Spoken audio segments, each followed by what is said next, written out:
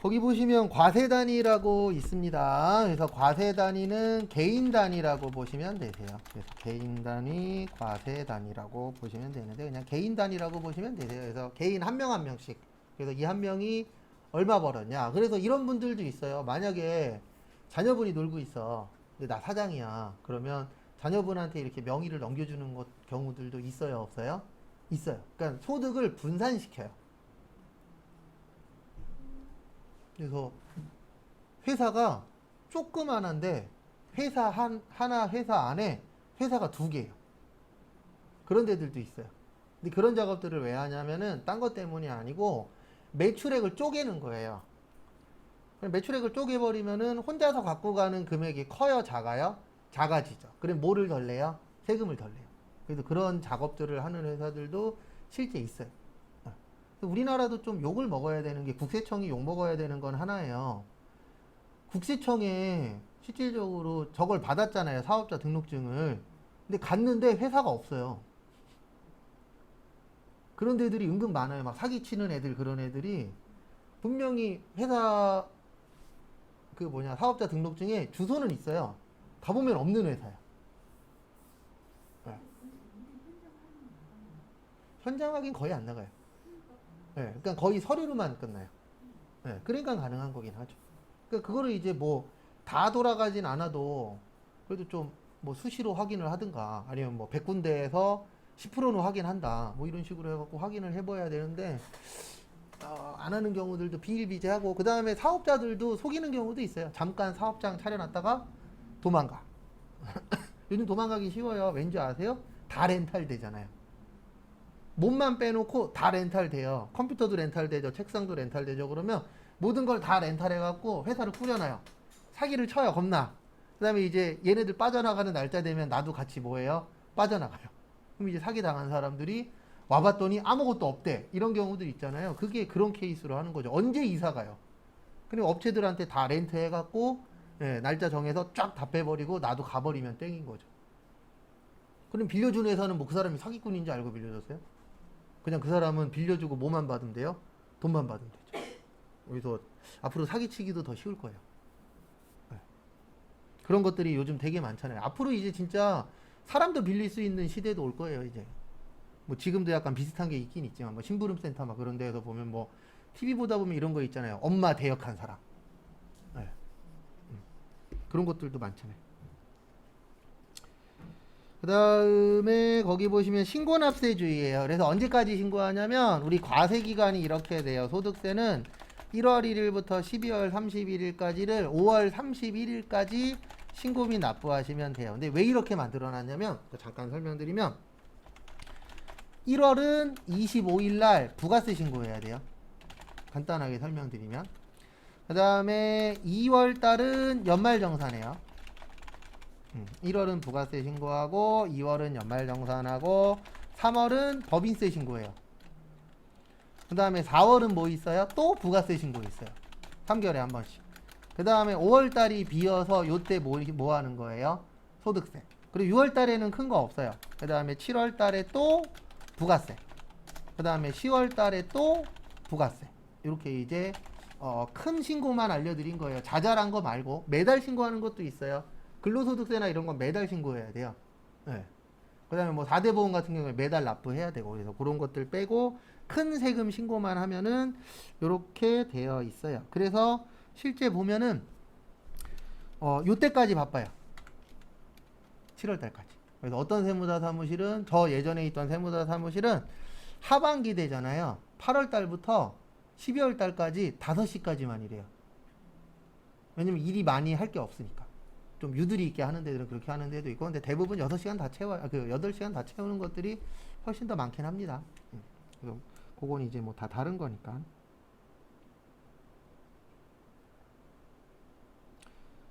그 다음에 또 다음 거 보시면요. 다음 거 보시면 원천징수 제도라고 있는데 대표적으로 두 가지가 있으세요. 원천징수 제도. 그래서 대표적으로 두 가지가 있는데 하나는 완납적 원천징수. 요게 분리과세예요.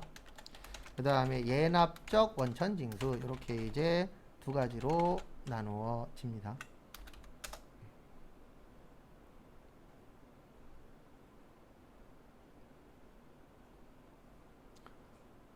그래서 아시는 분들은 아시겠지만 완납의 뜻이 뭐죠? 더 이상 낼 게 없어. 네. 그 다음에 예납은 미리 조금 내놓는 거예요. 그래서 내놨다가 이제 모자르면은 더 내놓는 거. 예, 요게 이제 예납적 원천징수인데 대표적인 게 근로소득세 생각하시면 돼요. 그래서 근로소득세 같은 경우에는 매일 월급 받을 때마다 세금 떼잖아요. 이랬다가 연말정산한 다음에 부족하면은 더 내고 많이 냈으면 돌려받죠. 그래서 이게 가장 대표적인 이제 예납적 원천징수라고 봐주시면 될 것 같습니다. 그 다음에 다음 것도 보시면은요. 현행 원천징수 제도라고 밑에서 세 번째 줄 보시면 다음 달 10일까지 납부해야 돼요. 소득세는 다음 달 며칠까지요? 10일까지 납부를 하셔야 됩니다.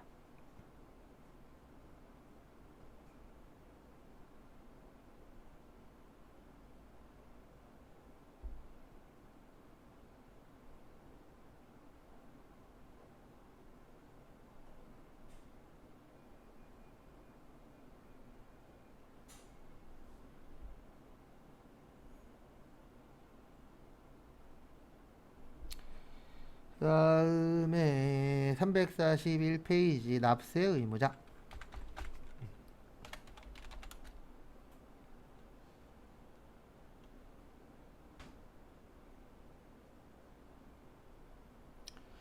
그래서 보시면은요, 거기 보시면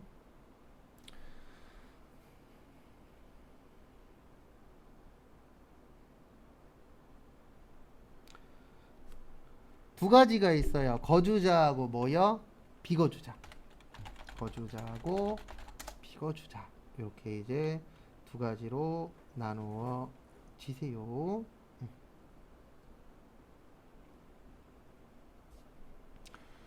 그래서 보시면 거주자하고 비거주자가 있는데 거주자는 국내에 183일 이상 거소를 둔 개인. 그러니까 결론적으로는 대한민국이라는 나라에 1년 중에 며칠 이상 있어야 돼요? 183일 이상 있으면은 거주자가 됩니다. 그래서 이 거주자를 뭐라 그러냐면 무제한 납세 의무자라고 해요. 그래서 국내 소득도 내고 외국 가서 돈 벌어도 내셔야 됩니다. 그래서 우리나라에서 외국으로 일 잠깐 하러 나가시는 분들이 있어요? 없어요? 있죠. 아니면 연예인들이 뭐 가수들이 외국 나가서 콘서트 같은 거 하고 들어오죠. 그러면 외국에서 돈 번 것도 대한민국에다가도 일부 내셔야 돼요. 외국 그 나라에다가도 내고 그 다음에 우리나라 들어와서도 내야 돼요. 왜냐면 대부분 연예인들은 이거잖아요. 거주자. 대한민국에 대부분 오랫동안 있잖아요. 그 다음에 비거주자는 거주자가 아닌 자로서 이분들의 특징은 국내 소득만 내요. 그래서 일명 제한 납세 의무자라고 합니다. 우리 같은 일반 서민들은 이거든 저거든 어차피 대한민국에만 있을 거잖아요, 주로. 그래서 상관이 없는데 이제 요게 이제 주로 누구하고 관련이 많냐면 돈 많이 버시는 분들하고 연관성이 좀 있어요. 그래서 과거에 실제 있었던 일인데 우리나라에서 선박왕이라고 불릴 정도로 배를 많이 갖고 계신 분이 있었어요. 근데 그분이 주로 일을 홍콩인가? 네, 외국 가서 해요. 그러니까 대한민국에 들어오는 날짜는 그렇게 많진 않아요. 근데 국세청에서 뭘로 소송을 걸었냐면 당신은 거주자야. 그러니까 외국에서 돈 번 것도 세금을 내야 돼. 근데 만약에 법에서 져서 거주자가 되면은 내야 되는 세금이 거의 100억 가까이 정도 된대요. 왜냐면 이게 1년치만 내는 게 아니고 옛날 것까지도 다 세금을 내야 되기 때문에 소급 적용이에요. 대부분 다. 그래서 어쨌든 판결이 뭘로 났냐면 거주자로 났어요. 근데 왜 거주자로 났냐면 그 사람이 대한민국에 집하고 땅을 갖고 있는 거예요. 그러면 집하고 땅이 있으면 거기 와서 살 생각이 있다 없다? 있다라고 보는 거죠. 그래서 법원에서 판결을 거주자로 판결이 난 적이 있었어요. 실거주하고 제일 큰 부분은 실거주이긴 하지만 실거주가 아니어도 이 사람이 거주할 목적이 보인다. 그러면 이제 거주자로 판단을 낼 수도 있죠. 좀 이따 나와요. 그 부분. 그러니까 그런 식으로 대한민국 사람인데 이제 외국에서 일하시는 분들한테는 좀 중요한 부분 중에 하나죠. 그래서 거기 보시면 밑에 당구장 표시 좀 볼게요. 그래서 당구장 표시 보시면 이렇게 되어 있습니다. 국내에 거소를 둔 기간이 1과세 기간 동안에 며칠 이상이요? 183일 이상인 경우에는 국내에 183일 이상 거소를 둔 것으로 본다. 근데 이럴 수도 있습니다. 예를 들어 미국 국적의 A씨는 2021년과 2022년에 걸쳐서 2021년에 80일, 2022년에 100일을 국내에 거소를 두고 있으면 이는 거주자가 아니에요. 합치면 180일이긴 하지만 이건 연도로 보는 거예요. 1년 안에 우리나라에 며칠 이상 있느냐 그걸로 보는 거예요. 그래서 뭐 거기 나와 있는 것처럼 2021년엔 80일 있고 그러면 183일에 안 들어가죠. 183일이 반년이에요. 6개월. 그 다음에 2022년은 100일이잖아요. 그럼 183일 넘는다 안 넘는다? 안 넘는다. 그러면 거주자가 아니게 되는 거예요. 근데 일반적으로 우리 같은 서민들은 이런 거 따질 일이 없죠. 왜냐면 대한민국에 6개월 이상 있잖아요. 해외를 6개월 이상 못 나가요. 왜요? 돈이 없어서. 나가는 거 다 돈이잖아요. 예전에 저희 재수씨 오라버니가 시카고에 있어요. 그래서 결혼식 한다 그래서 동생네가 이제 꼬맹이 됐고 셋이서 갔다 왔는데 비행기 값만 700? 왕복. 왜냐면 오래 타고 가야 되잖아요. 거기다 후진거 못 타요. 그렇게 긴 시간 동안 저기 말도 안 되긴 하지만 진에어나 이런 거 탄다라고 생각해 보세요. 죽어요. 힘들어서. 그리고 어쨌든 좀 큰 비행기를 타야 되니까 700인가 600 들었다 그러더라고요. 그리고 가서 뭐 다 밥도 주고 했지만 뭐 조금 쓰고 해서 한 1000만원, 1200인가 1300 들었다 그러더라고요. 그나마 그거는 이제 갔는데 밥하고 숙식 다 제공을 했으니까. 갔다 와서 얘기해 주는데 좋긴 좋다 그러더라고요. 집이 저기 안에 있대요. 골프장 안에. 골프장 안에 집이 있고 방이 12개? 근데 미국은 대부분 크잖아요. 큼직큼직하게 짓잖아요. 그 방이 12개인가? 그 방이 한 5개인가 6개는 놀고 있다 그러더라고요. 좀 성공하신 분 자녀분한테 장가를 간 케이스라 세탁소가 5개인가 6개 있대요. 한국 사람이 외국 가서 세탁소 많이 차렸잖아요. 그리고 좀 성공하신 분한테 성공하신 분 자녀분한테 이제 장가를 간 거죠. 그거 좀 봐두시고, 그 다음에 주소의 판정 보시면 직업관계로 했을 때 183일 이상 국내에 있어야 되냐. 그 다음에 이제 생활관계로 보는 거예요. 그래서 국내에 생계를 같이 하는 가족이 있고 그 직업 및 자산 상태에 비추어 계속하여 며칠 이상 있을 사람이요. 183일.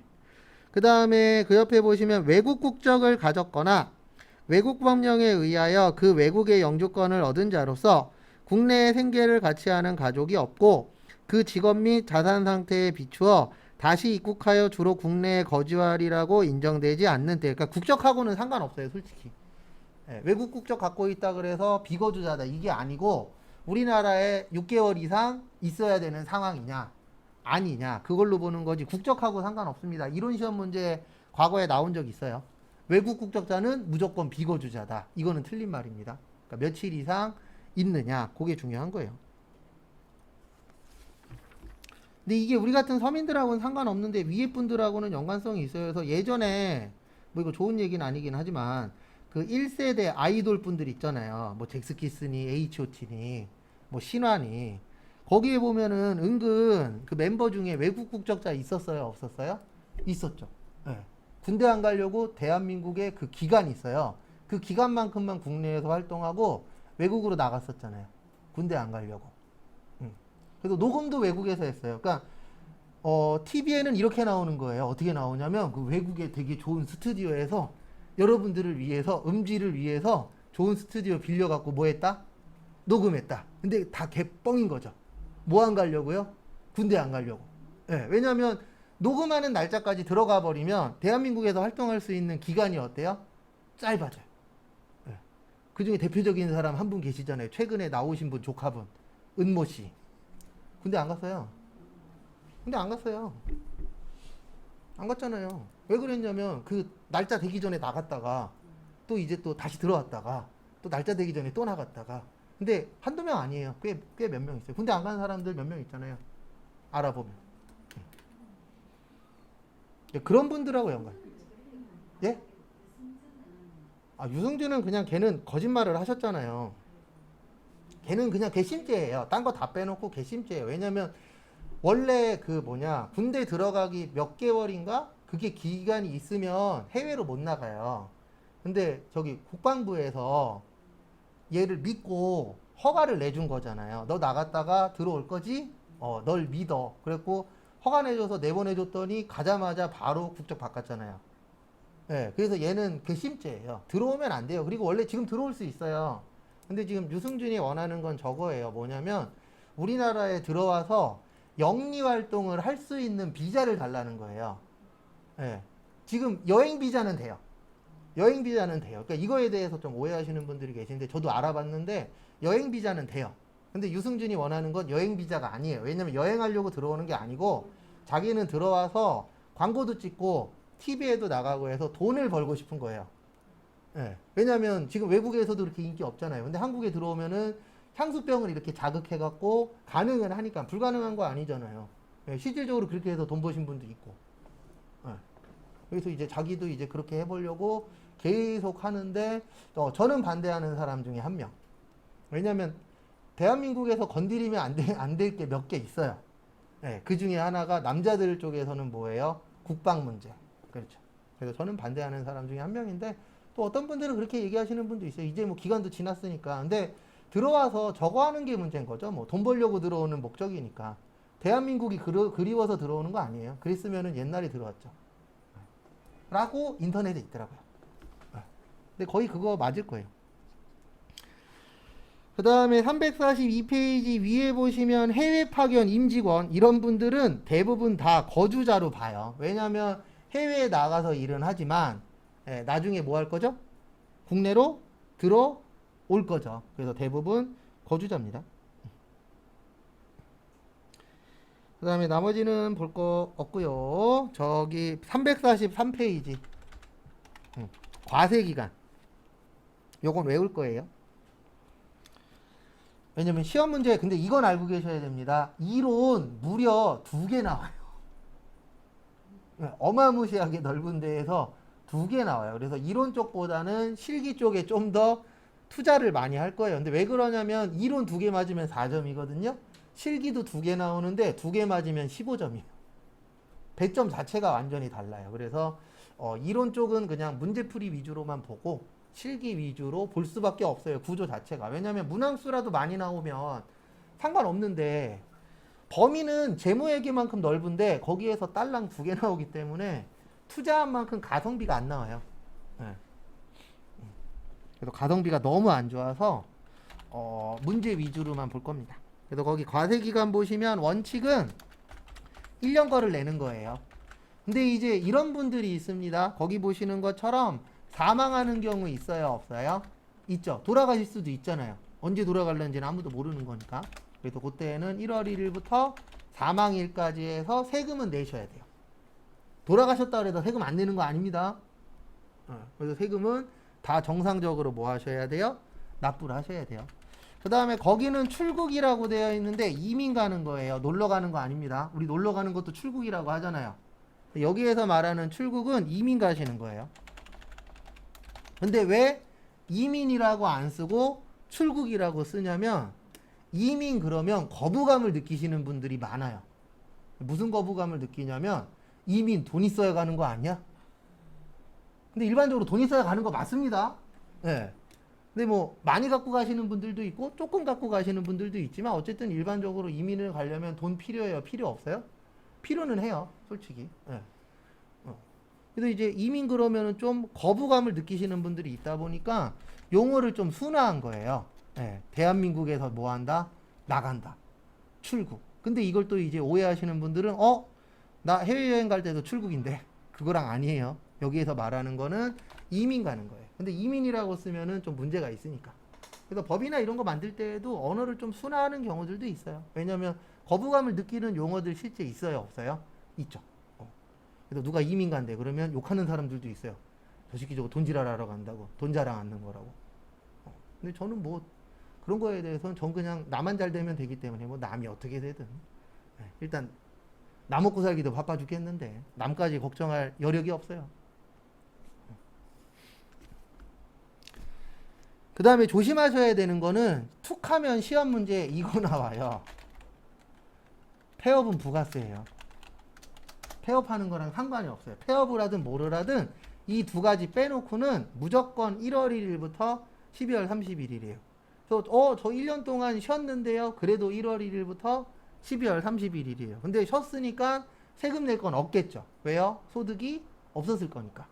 근데 그런 거지. 요거 빼놓고는 무조건 다 1월 1일부터 12월 31일인데 우리가 부가세 공부도 하잖아요. 그러다 보니까 폐업 나오면 폐업 있었어. 이렇게 되다 보니까 이제 틀리는 거죠. 있긴 있었잖아요. 근데 소득세가 아니고 어느 쪽이었어요? 부가세일 뿐이지. 있긴 있어요. 그 다음에 납세지. 납세지는 이건 솔직히 우리한테 중요한 게 아니고 그 세무서한테 중요한 거예요. 지방자치단체한테. 왜냐면 소득세의 10%는 지방소득세라 그래서 지방자치단체가 갖고 가도록 되어 있거든요. 그러면 어디에다가 세금을 납부하냐에 따라서 가져가는 게 어때요? 달라요. 네. 그래서 어디 사느냐도 중요해요. 그래서 저 15년 전인가? 10년은 넘었던 것 같아요. 그 PD수첩인가? 그런 프로에서 과거에 길 건너가면 학교인데 그 학교를 못 가는 거예요. 왜 못 가냐면 나는 성남시인데 길 건너면 수원시예요. 그러면 법 자체에 이렇게 지역구로 나눠져 있잖아요. 그러면 성남시에 사는 사람이 수원시에 있는 학교를 못 다니도록 되어 있대요. 지금은 어떤지 모르겠지만 그 당시에는. 그리고 애들이 막 이렇게 멀리 돌아가고 이렇게 가는 거 나온 적이 있었는데 이게 어느 쪽으로 들어가느냐도 중요해요, 안 중요해요? 중요해요. 그래서 최근에 좀 짜증은 아니었었던 거고 짜증은 아니었는데 좀 열받는 것도 아니구나. 그냥 좀 곰곰이 생각이 들었었던 게 저희 집에서 차 끌고 3분만 나가면 김포거든요. 네. 근데 전 인천이잖아요. 그러면 인천하고 경기도하고 지원금이 같았어요? 달랐어요? 달랐죠. 경기도 많이 줬잖아요. 그래서 무슨 생각 들었냐면 3분만 더 들어갈 걸. 네. 그러니까 이게 인접해 있으면 또 그런 생각도 해요. 근데 이게 어느 쪽으로 들어가느냐에 따라서 혜택도 달라지잖아요. 그래서 이게 세무서가 어느 쪽에 들어가느냐도 중요해요. 그래서 소득세는 주소지예요. 그 다음에 부가가치세는 사업장 소재지예요. 그래서 이렇게 이제 두 가지로 나누어집니다.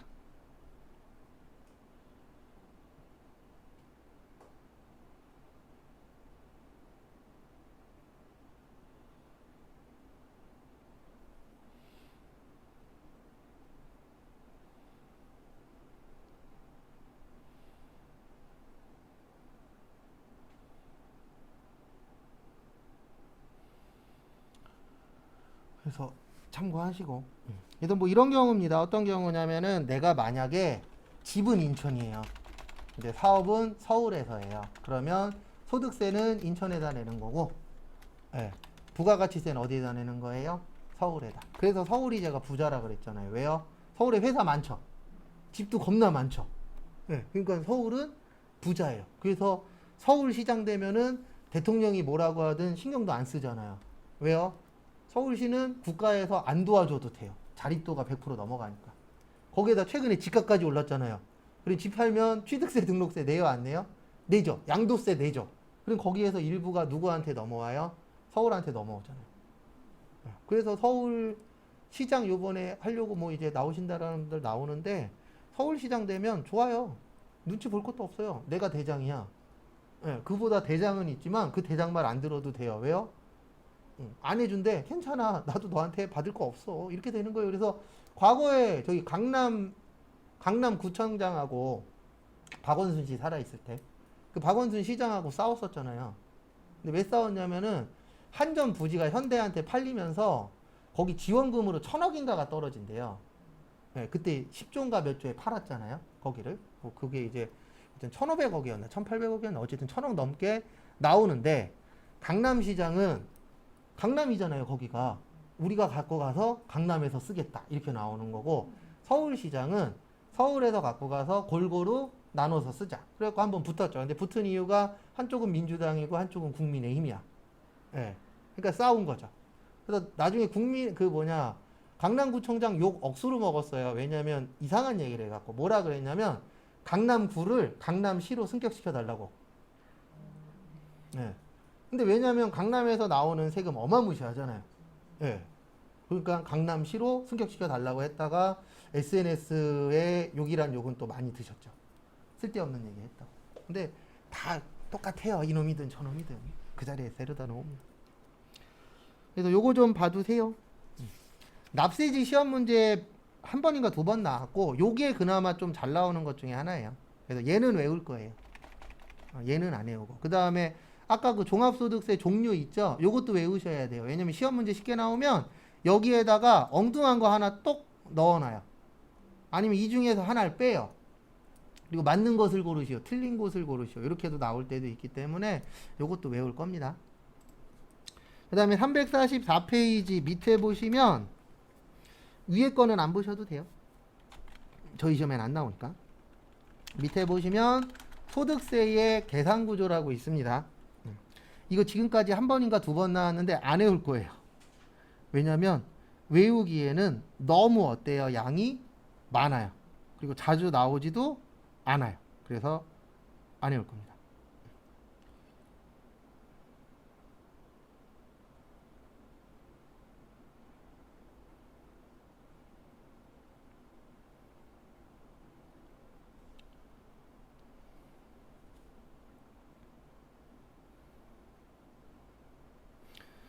그래서 참고하시고, 그래서 거기 밑에 보시면 요 정도는 좀 이해하시면 좋아요.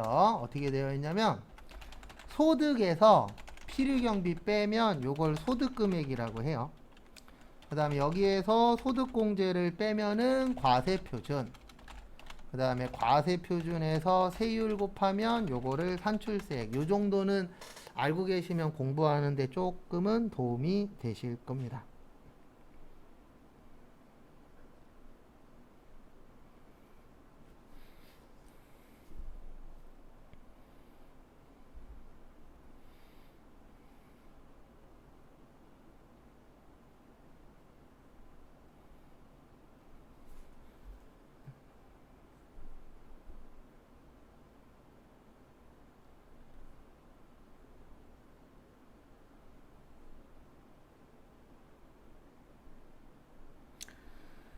그래서 같이 한번 보시면은요. 소득이 수익이라고 생각하시면 돼요.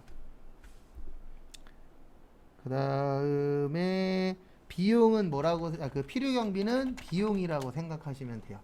근데 이게 조금 차이가 있는 게 회계에서 수익이라 그래서 다 수익으로 인정하는 거 아니고 회계에서 비용이라 그래서 다 비용으로 인정되는 건 아니에요. 대표적인 게 뭐냐면 벌금 같은 거 있죠.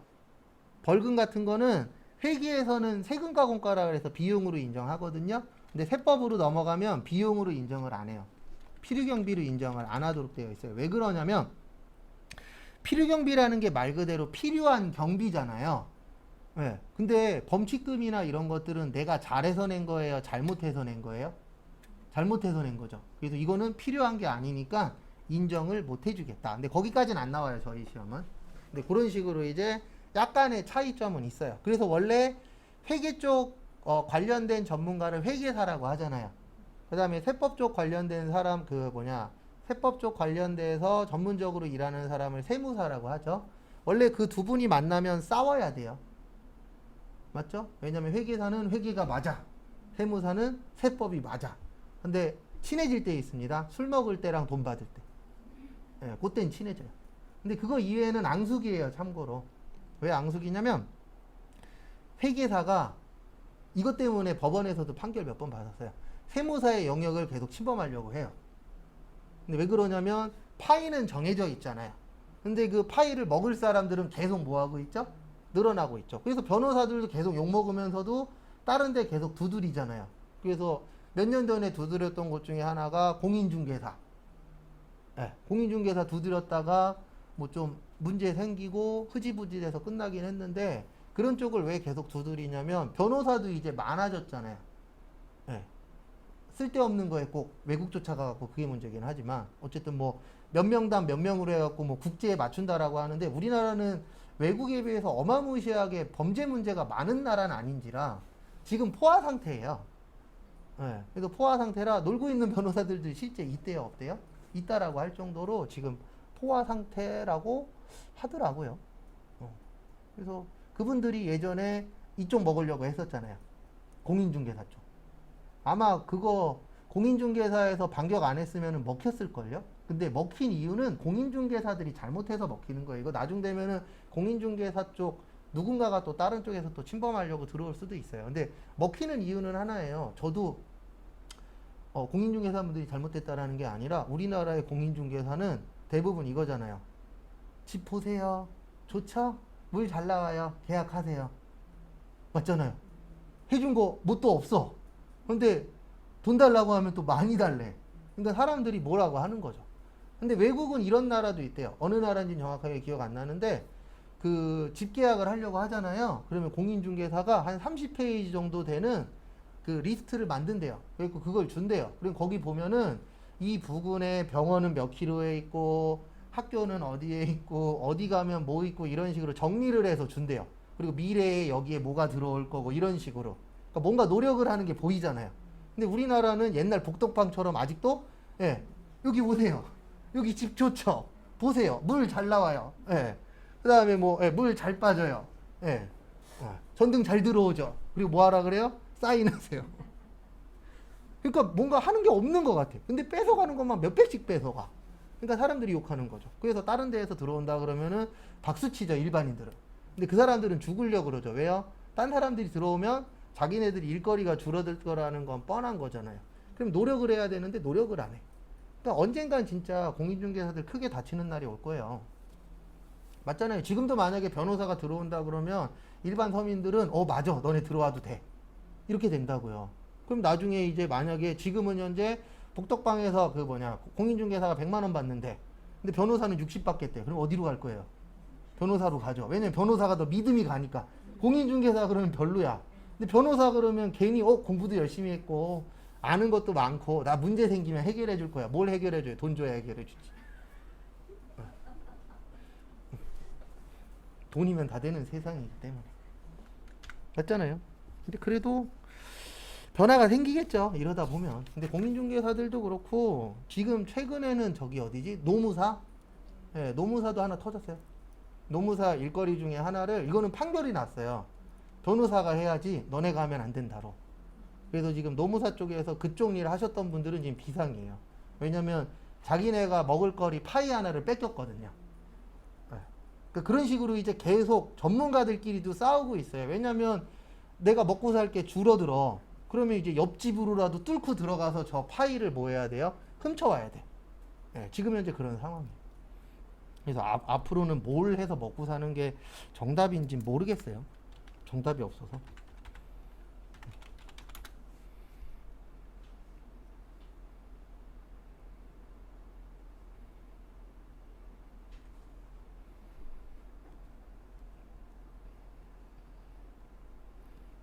그래서 참고하시고요.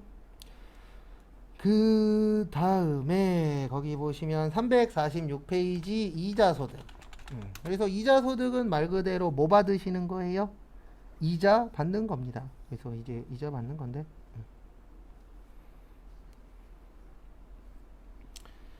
그래서 거기 보시면은요.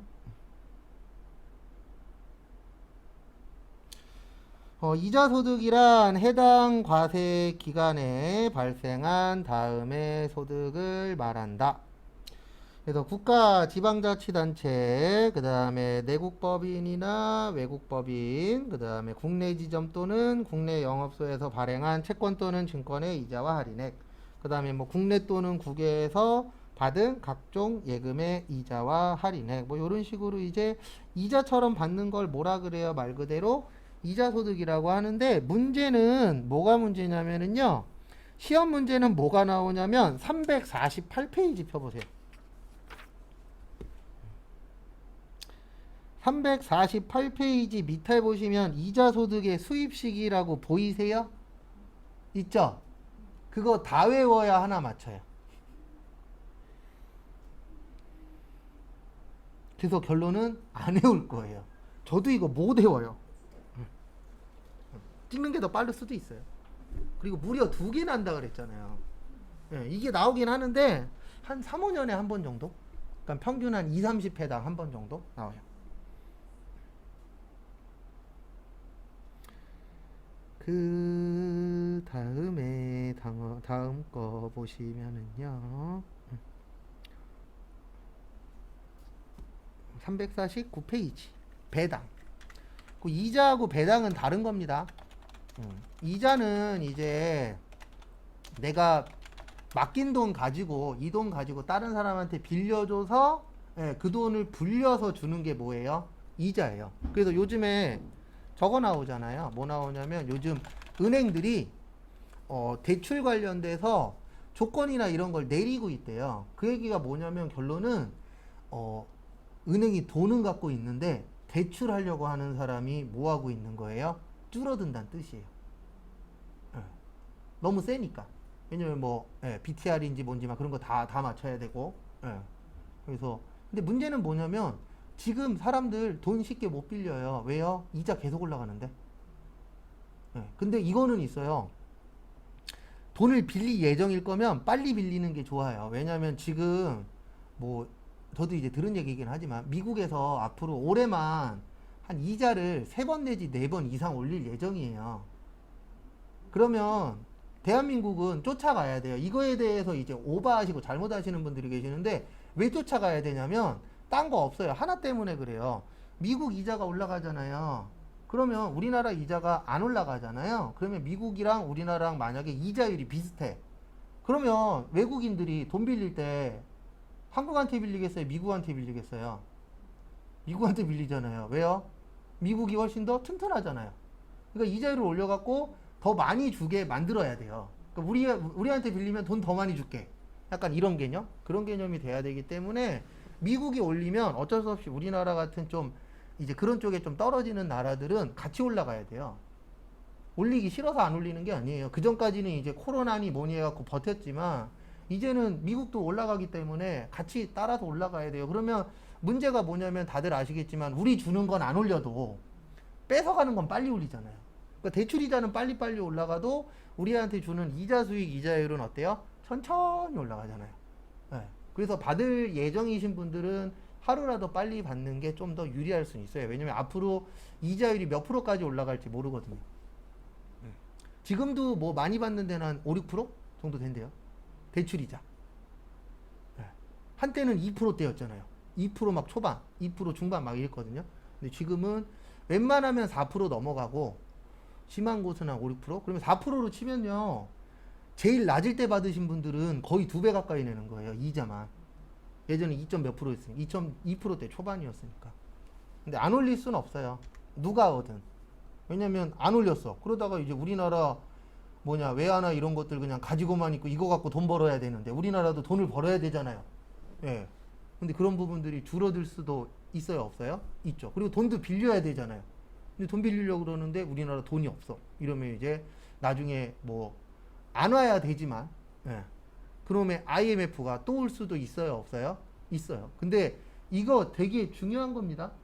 다음에 만약에 안 와야 되는데 당연히 안 올 거고 안 와야 되는데 만약에 IMF가 오면 그 점처럼 해결 안 될 거예요. 그전에는 이제 대한민국에서 뭐 금도 내고 했잖아요. 제가 장담하는데 금 내라 그러면 옛날보다 많이 덜 낼 거예요. 왜냐면 이제 그런 게 안 먹혀요.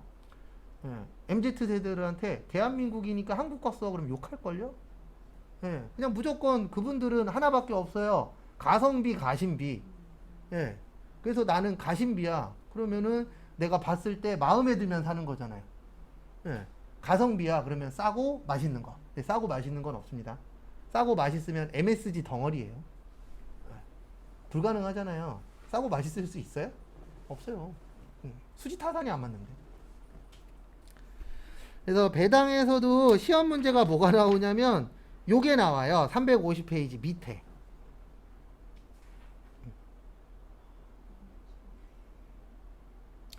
그래서 요 부분은 그냥 안 할 겁니다. 근데 안 하는 이유는 딴 것 때문이 아니고 하고 싶은데 할 수가 없어요. 너무 많아서. 근데 뭐는 외울 거냐면은요. 351페이지 보세요.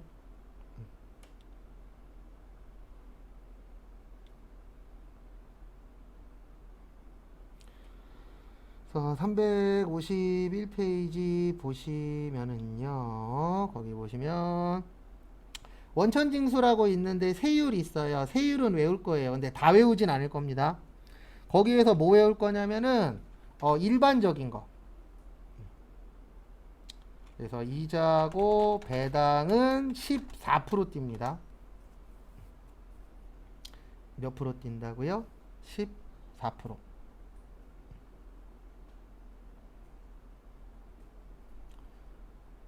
그 다음에 두 번째 이자 배당은 14%고요. 그 다음에 비영업 대금의 이익은 25%. 일단 이자에서는 이렇게 두 가지만 외울 거예요. 왜냐면 요거 세율 잘 물어보거든요, 시험에서. 그러니까 우리가 외우는 거는 그냥 이렇게 생각하시면 되세요. 딴 거 아니고 그냥 많이 나오는 거. 네. 왜냐면 어쩔 수 없잖아요. 많이 나오는 건 외워야지.